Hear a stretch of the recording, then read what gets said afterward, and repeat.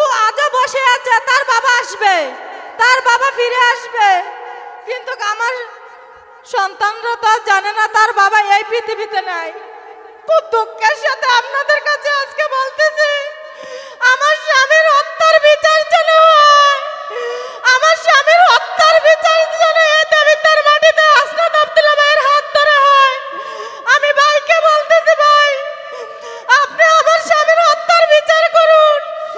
আমি আপনার কাছে আর কিছু চাই না ভাই, আমি আমার স্বামীর হত্যার বিচার চাই। যে আমার সন্তানদেরকে এতিম করেছে, আমাকে বিধবা করেছে, তাদেরকে দেবিদ্বার মাটিতে, এমনকি বাংলাদেশের মাটিতে ঠাঁই দিবেন না। আমি আপনার কাছে ভাই বিচার চাই আমার সন্তানদেরকে এতিম করার জন্য। আমার সন্তানরা তার বাবার জন্য অপেক্ষা করে আছে এখনো। আপনি বিচার করবেন ইনশাআল্লাহ। আমি এই আশা নিয়ে আজকে এখানে উপস্থিত হয়েছি ভাই। মিয়ার ওয়াইফ 4 আগস্ট আমার স্বামী শহীদ হয়েছে দেবিদ্বারে, আপনারা সবাই তো জানেন।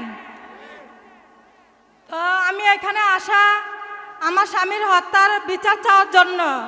আমার স্বামীর হত্যার বিচার চাই আমি, আমার স্বামীর হত্যার বিচার যেন হয়। আজকে এই প্রোগ্রামে আসা আমাদের এই যে হাসনাত আব্দুল্লাহ ভাই, ওনার হাত ধরে যেন আমার স্বামীর হত্যার বিচার হয়। আমি 12 ফেব্রুয়ারি আমরা হাসনাত আব্দুল্লাহ ভাইকে শাপলাকলি মার্কায় ভোট দিয়ে জয়যুক্ত করতে চাই ইনশাআল্লাহ। ইনশাআল্লাহ আমরা চাই কি চাই না? চাই।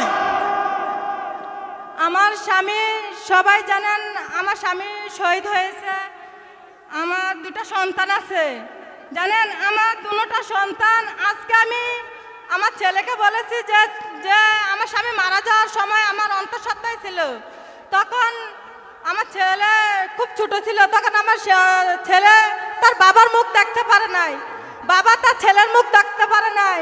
এর চেয়ে দুঃখের বিষয়, এর চেয়ে কষ্টের বিষয় হয়তো এই পৃথিবীতে আর কিছুই হতে পারে না। আমার ছেলে যদি বলে, প্রিয় বাররাবাসী, আপনারা তো শুনেছেন আমাদের দেবিদ্বারের প্রথম শহীদ হয়েছে সেই রুবেল ভাই। আমরা কি বাংলাদেশে আর কোন স্বৈরাচারকে সুযোগ করে দিতে চাই? এই নির্বাচনে আমরা হাসনাত আব্দুল্লাহর হাত ধরে এই দেবিদ্বারে পরিবর্তন আনতে চাই। আপনারা কি সবাই 12 তারিখে শাপলাকলি মার্কায় ভোট দিয়ে হাসনাত আব্দুল্লাহকে জয়যুক্ত করবেন ইনশাআল্লাহ? ইনশাআল্লাহ।